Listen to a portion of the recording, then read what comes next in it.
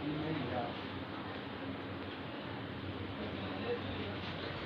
दोस्तों, नमस्कार। कैसे हैं आप सभी? समानंद से होंगे ऐसे मैं आशा करता हूँ। आज की हमारी क्लास नंबर 17 के पार्ट ए में आप सभी का स्वागत है। इस क्लास में हम प्रॉफिट एंड लॉस के कुछ इन प्रश्नों के बारे में जानेंगे। तो आज का हमारा प्रश्न है 127 प्रश्न है। क्या कह रहा है? एक दुकानदार अपने ग्राहक को 25% की छूट देता है, किंतु वह अवैध वस्तुएं बेचता है तथा वस्तुओं की कुल लागत का 10% वह रिश्वत के रूप में दे देता है। यदि वह 9/9% का लाभ कमाना चाहता है तथा वस्तु का लागत मूल्य कितना है? 2500 रुपये है, तो उसे वस्तु का अंकित मूल्य कितना करना चाहिए? इस प्रश्न को हम थोड़ा इस तरीके से समझेंगे। यहाँ पर 25% का मतलब होता है 1/4। फिर इसके बाद में यहाँ पर थोड़ा इस वाली चीज को, यहाँ पर रिश्वत है, थोड़ा इसको क्या करना है? विराम देना है। फिर यहाँ पर बोला जा रहा है 9/1/9% का क्या करता है? लाभ कमाता है। 9/1/11% का लाभ कमाता है, मतलब 1/11। ठीक है ना भाई? तो यहाँ पर कॉस्ट प्राइस, यहाँ पर सेलिंग प्राइस, यहाँ पर मार्क प्राइस, तीनों कंडीशन यहाँ पर रख देंगे।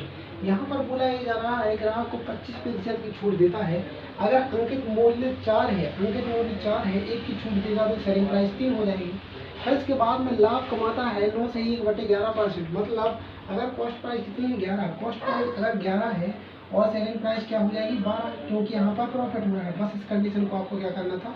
सॉल्व करना था। क्या करना था भाई? इस कंडीशन को सॉल्व करना था। यहाँ 3 से मल्टीप्लाई करना था, यहाँ पे 12 से मल्टीप्लाई करना। ठीक है, ओके। 11 तिया 33 हो जाता है, यहाँ पे 12 तिया 36 हो जाता है, यहाँ पे 12 चौको 48 हो जाता है। ठीक है भाई, ओके। अब यहाँ पर बोला ये गया था, क्या बोला गया था?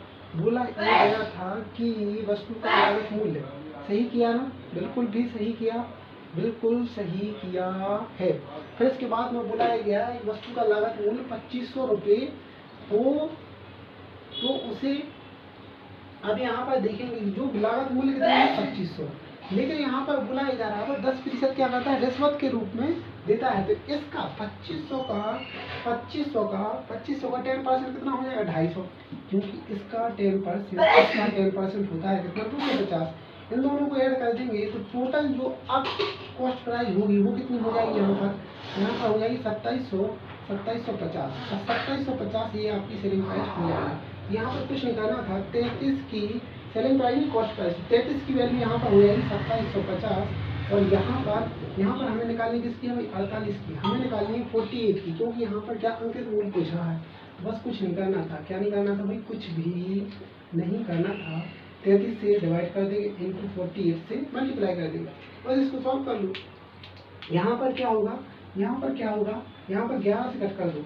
11 से कट किया 11 तिया 33, 11 से कट किया 11 दूनी 22, 11 5 55, 0। ठीक है ना? ओके।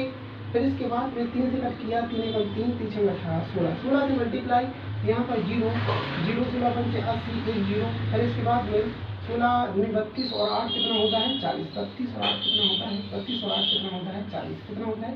40। तो यहाँ पर जो 4000 है, ये 4000 ये हमारी मार्क प्राइस होने वाली है। ये हमारी मार्क प्राइस है। ऑप्शन नंबर डी यहाँ पर सही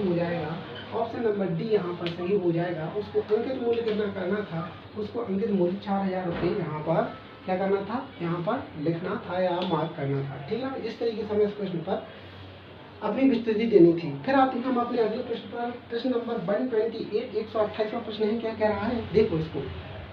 एक व्यक्ति किसी वस्तु को 1170 रुपये में बेचता है। वह इसके अंकित मूल्य पर 10% की छूट देता है। उसे 10% लाभ कमाता है, 30% लाभ कमाता है। यदि वह कोई छूट ना दे तो उसका लाभ प्रतिशत कितना होगा? इसको भी हम देखेंगे। ठीक है ना? ओके, यहीं पे बन जाएगा। तो यहाँ पर आप देखेंगे कि बोला क्या जा रहा है, कितने की छूट दे रहा है? 10% की। तो कुछ नहीं करना था। यहाँ पर कॉस्ट प्राइस, यहाँ पर सेलिंग प्राइस, यहाँ पर मार्क प्राइस। ठीक है ना? ये दो कंडीशन लेंगे। अब इसके बाद में 10% की छूट, मतलब 1/10। 10% का मतलब होता है 1/10। ठीक है ना भाई? फिर इसके बाद में 30% का प्रॉफिट, तो 30% का मतलब होता है 3/10। ठीक है ना भाई? छूट की बात करते हैं तो यहाँ पर मार्क प्राइस 10 है, 1 की छूट हुई तो यहाँ पर 9 हो जाएगी सेलिंग प्राइस। इसके बाद में बात करते हैं प्रॉफिट की, तो कॉस्ट प्राइस 10 है तो सेलिंग प्राइस यहाँ पर कितनी हो जाएगी, 13 हो जाएगी। बस इस कंडीशन को सॉल्व करना था, इस कंडीशन को सॉल्व करना था, और बस यहाँ पर 13, यहाँ पर 9, यहाँ पर 90, यहाँ पर 117, यहाँ पर 130। आया समझ? बिल्कुल आना ही चाहिए, बिल्कुल आना ही चाहिए। बात क्या कह रहा है, 1170 में बेचता है, लेकिन हमारी सेलिंग प्राइस यहाँ पर कितनी है, 117। तो यहाँ पर 1170 की वैल्यू आ जाएगी। मतलब यहाँ पर सीधे पता चल रहा है कि यहाँ पर मल्टीप्लाई कितने से हो रहा है, 10 से मल्टीप्लाई हो रहा है, 10 से मल्टीप्लाई हो रहा है, सीधे ही पता चल रहा है। ठीक है, ओके। तो यहाँ पर 10 से दोनों जगह आप मल्टीप्लाई कर दो, तो यहाँ पर आप देखेंगे, यहाँ पर आपकी वैल्यू आ गई 900, यहाँ पर आपकी वैल्यू आ गई 1300। ठीक है ना। पूछा क्या था लाभ प्रतिशत, 900 से क्या बोला जा रहा था, अगर कोई भी छूट ना दे, अगर कोई भी ना छूट नहीं देगा, तो यही क्या हो जाएगा, जो मार्क प्राइस है वही आपकी सेलिंग प्राइस हो जाएगी। तो यहाँ पर जो अब सेलिंग प्राइस पहले थी कितनी, 1170, अब सेलिंग प्राइस होगी 1300। यहाँ पर टोटल डिफरेंस कितने का है, टोटल डिफरेंस यहाँ पर 400 रुपये का, 400 रुपये का डिफरेंस है, 400 रुपये का डिफरेंस है, किससे है भाई, 900 से है, 900 से है इंटू 100%। 2 जीरो से 2 जीरो यहाँ पे खत्म हो जाएंगे। तो यहाँ पर 1/9 का पता है हमें कि 11 सही 1/9% होता है, लेकिन 4/9 का क्या हो जाएगा, 4/9 का 44 सही 4/9% आपका आंसर होगा।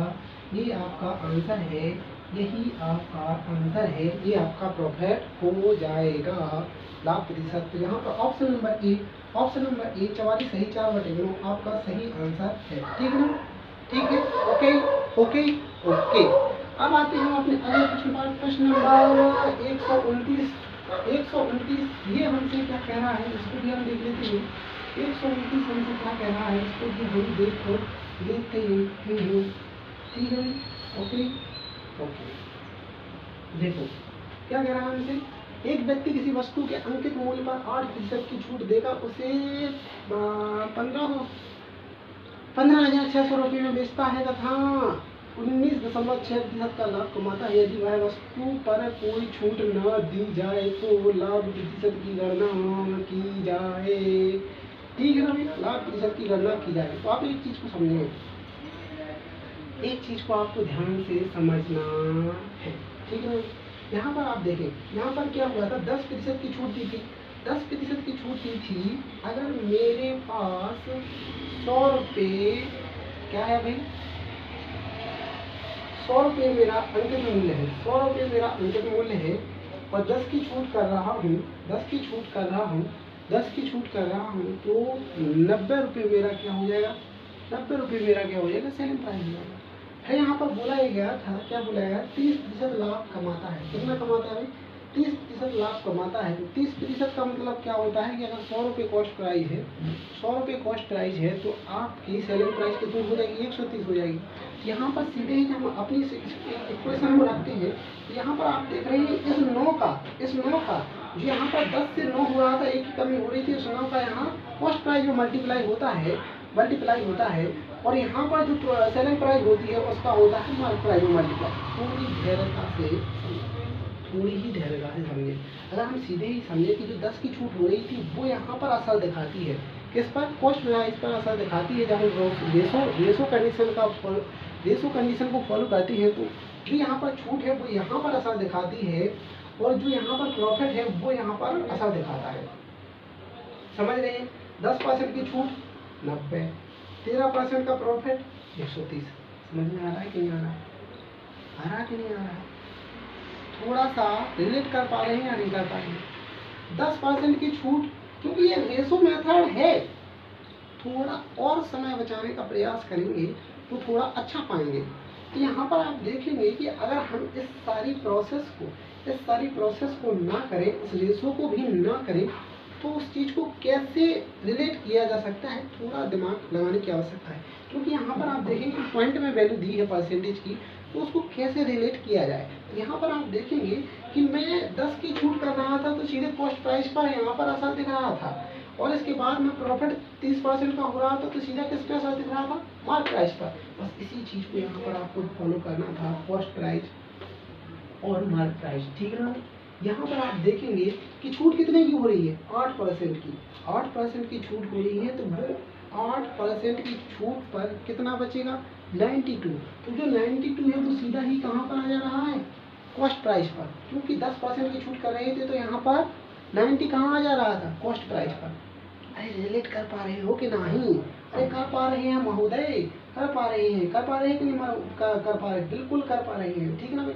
अब इसी प्रकार से क्या बोला जा रहा है, 19.6% लाभ कमाता है। यहाँ पर जब प्रॉफिट होता था तो वो प्रॉफिट किस पर असर दिखाता था, मार्क प्राइस पर। यहाँ पर कितनी हो जाएगी, 119.6, 119.6, क्योंकि हमने 100 माना है, हमने यहाँ पे 100 राशि मानी है। उस 100 का 8% कितना होता है, 8, और 100 में से अगर 8 की छूट कर दी जाए तो कितना बचता है, 92। तो वो असर दिखाता है कहाँ पर, कॉस्ट प्राइस पर। अगर 100 यहाँ पर है, 100 पर 19.6 का प्रॉफिट होगा तो सेलिंग मार्क प्राइस कितनी हो जाएगी, या सेलिंग प्राइस कितनी हो जाएगी, सेलिंग प्राइस हो जाएगी 119.6। तो बस इसी चीज़ को समझना था कि फिर बाद में ये बोला जा रहा है कि ना छूट दी जाए, अगर कोई भी छूट ना दी जाए, कोई भी छूट ना दी जाए, कोई भी छूट ना दी जाए, यही कंडीशन यहाँ भी थी, वही कंडीशन यहाँ भी थी, वह कोई छूट ना दे, इसी कंडीशन वहाँ है, वह कोई छूट ना दे। अगर कोई छूट नहीं दे रहा है तो यहाँ पर कितने का डिफरेंस देखने को मिल रहा है, कितने का डिफरेंस देखने को मिल रहा है, बस वही करना था।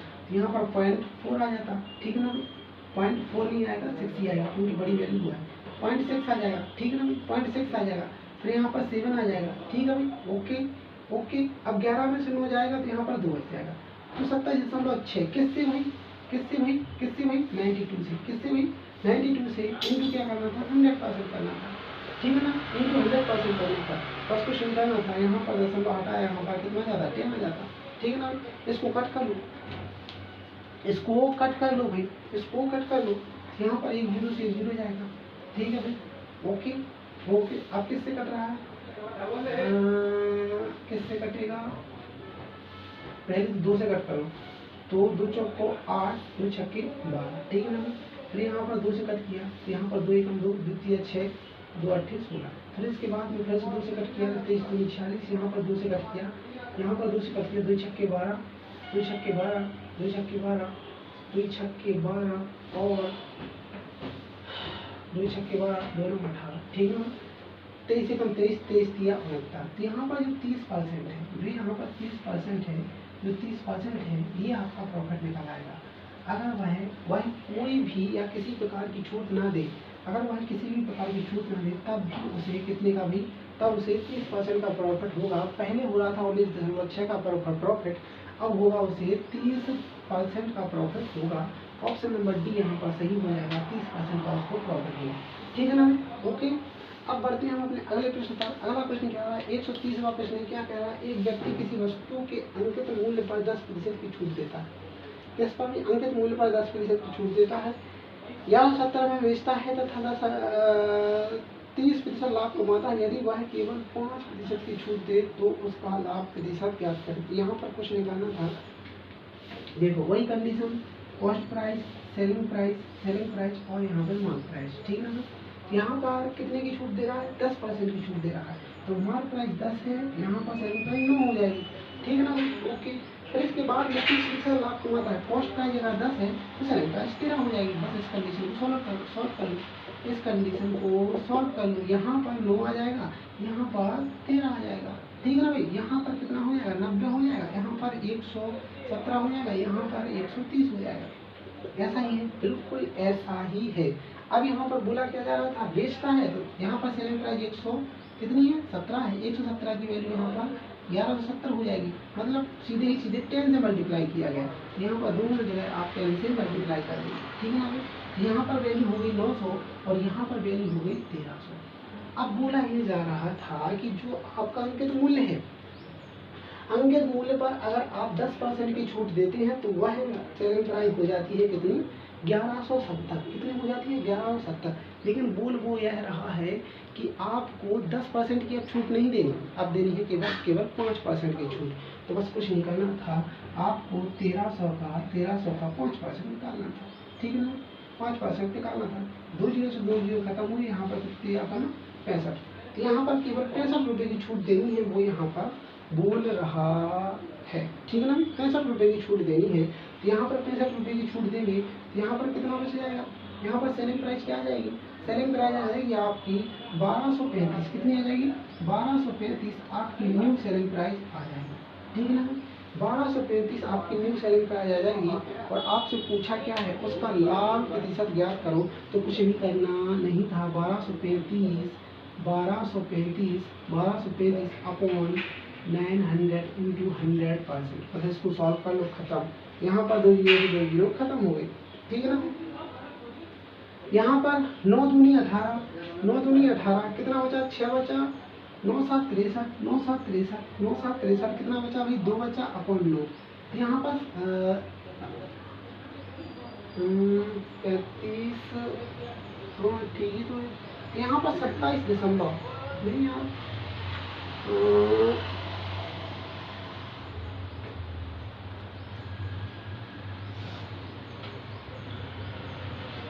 27,1300, थोड़ा सा कहीं ना कहीं मिस्टेक हुई है, इसको थोड़ा ध्यान देना होगा।